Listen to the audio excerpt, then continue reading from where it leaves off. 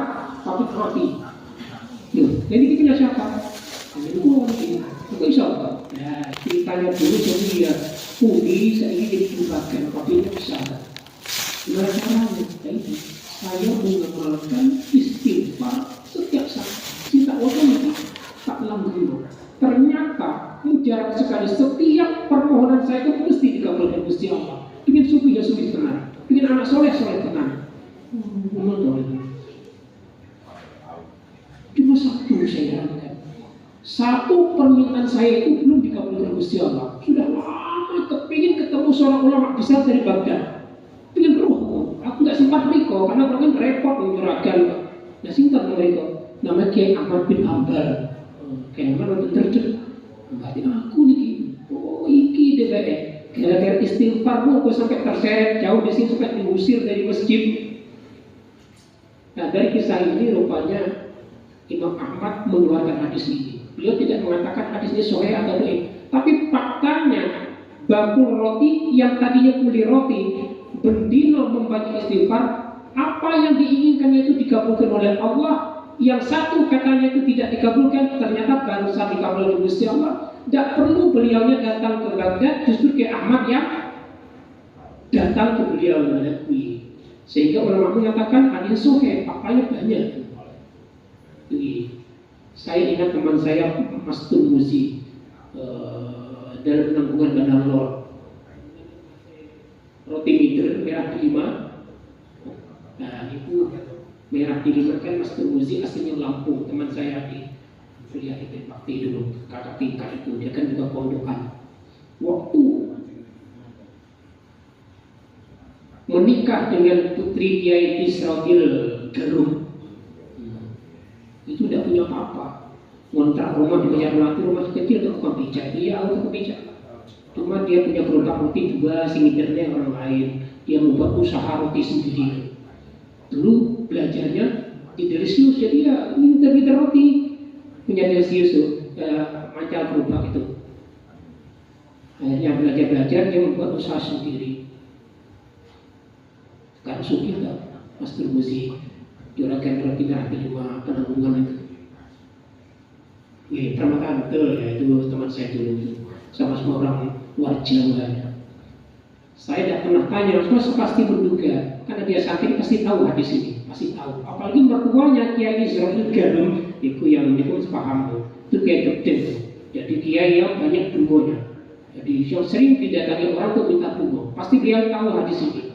Jangan-jangan berarti perlu ngamal lagi, karena mulutnya tertising berbeda. Dengan sama nasibnya dengan yang diceritakan ya Ahmad, sama-sama kuli roti menjadi juragan roti merah delima. Barangkali ya jenengan ngamal ilmu hadisnya menurut Imam Hakim ya sahih ya. Jadi yang punya usaha itu bukan maju-maju piye jajal mengulinakne membaca istighfar. Sedangkan toh kita tidak punya merasa tidak punya dosa dikulinakne. Sehingga kan kanjeng Nabi masa kanjeng Nabi apa ngajak guyon dan buatan dok. Maupun Nabi ya, cuma kan kadang-kadang ada orang tertentu yang berhasil, ada yang tidak. Nah berangkat dari sini, pada dasarnya istighfar ini senajan toh kita tidak begitu memperhatikan hadis ini, memang kita butuhkan. Contohnya, setiap habis sholat panjenengan istighfar tiga ya, biasanya dipandu fakti. Dari mana kita bisa kok habis sholat istighfar tiga? Ya kan yang Nabi habis sholat yang istighfar tiga. Ada contohnya.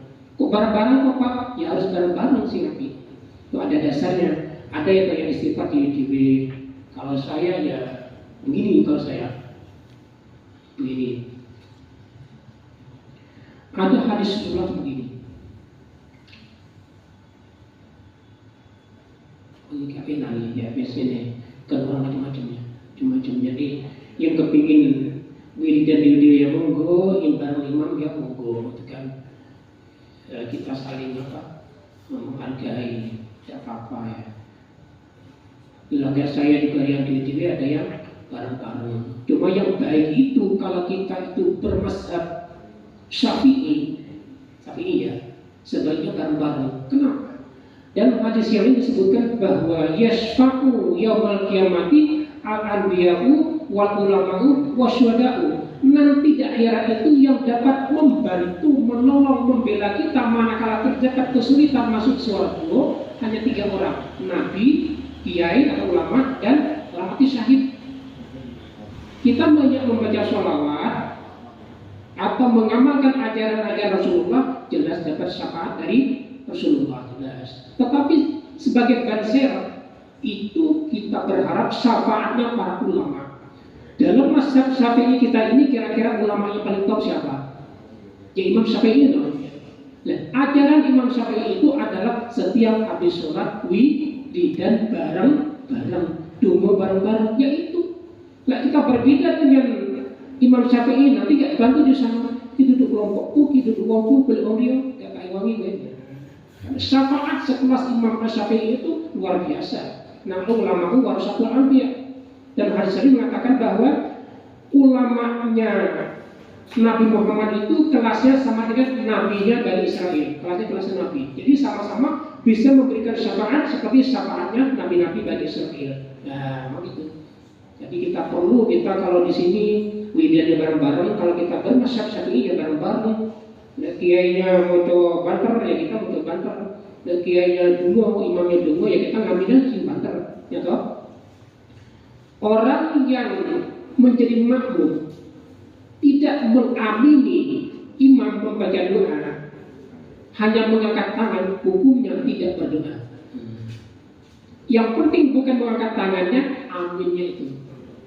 Amin itu artinya kan istajib lana doa-ana, ya Allah kabulkanlah permintaan kami bareng-bareng dan bareng. Jadi ya tau gak amin ya itu gak ikut dua itu. Jadi kalau kita yang bermazhab Syafi'i jelas kalau ingin nanti mendapat syafaatnya Imam Syafi'i ya mengikuti ajarannya mazhab Syafi'i. Kalau habis sholat ya wiridan bareng-bareng imam selesai, kita selesai, imam belum ya jangan pulang dulu kecuali kesusu ada acara atau seseorang yang punya wiridan yang lain kan ada tuh ya.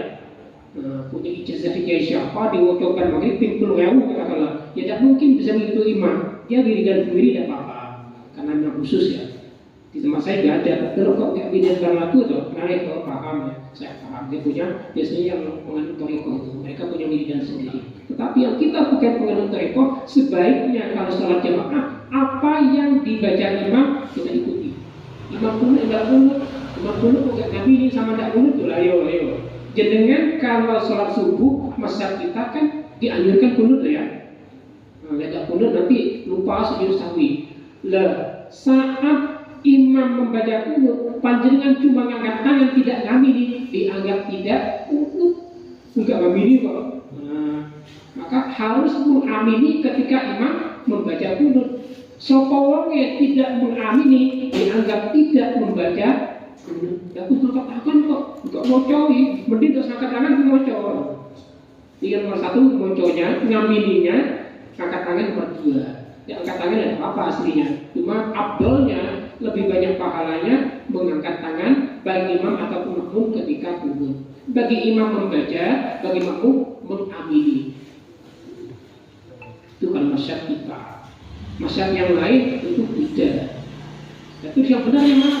Sama benarnya sama-sama punya dalilnya. Itu saya udah itu perbedaan sejak dulu bukan sekarang. Mulai dari zaman sahabat itu sudah ada perbedaan semacam itu. Wong yang berdoa di belakang kanjeng Nabi itu loh. Yang Nabi masih hidup loh. Sing siji lihat dulu angkat tangan, sing siji angkat tangan. Mas, sampean kalau sedukung angkat tangan tuh. Kanjeng Nabi tak perlu angkat tangan. Loh, aku angkat tangan enggak aku sholat diberikan yang Nabi. Ya bina tuh mas, mereka diberikan yang Nabi orang kita. Di shock ketiga, pas kencangkannya Nabi, ya kelihatan kan Nabi angkat tangan. Maka beliau itu kalau dulu nggak ada angkat tangan, alasannya kanjeng Nabi dulu nggak ada angkat tangan. Tetapi yang agak jauh ke sana nyamping, ya kelihatan. Memang ada versi. Jadi dulu angkat tangan dan tidak itu sejak dulu ada versi. Karena zaman falsafah ya kan beda-beda. Itu kembali ke masalah itu, jadilah kita mazhab Syafi'i ya. Yang penting umumnya seperti apa yaitu. Apabila kita punya wiridan yang lain yang menggoda masalah. Yes. Sekarang istighfar 3 kali setelah sholat itu pada dasarnya adalah ini.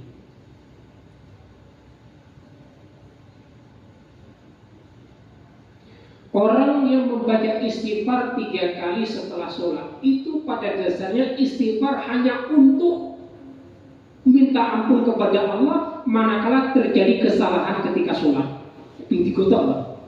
Tidak untuk istighfar yang lain.